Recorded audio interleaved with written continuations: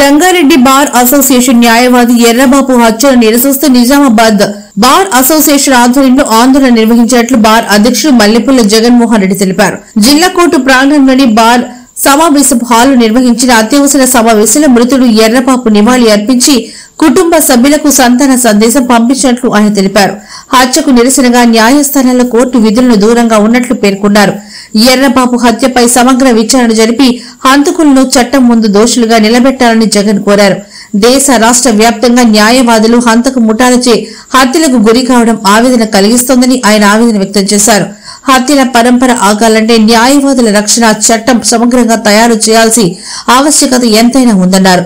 ఈ ఆందోళన కార్యక్రమంలో బార్ అసోసియేషన్ కార్యదర్శి వసంతరావు, ఉపాధ్యక్షులు పెండెం రాజు, దొంపల్ సురేష్, కార్యదర్శి ఏ దీపక్, రాష్ట్ర కౌన్సిల్ సభ్యుడు రాజేందర్, న్యాయవాదులు విఘ్నేష్, పడిగేల వెంకటేశ్వర్, బిట్టా రవి, పిల్లి శ్రీకాంత్, ప్రేమ్ కుమార్, సీనియర్ జూనియర్ న్యాయవాదులు పాల్గొన్నారు.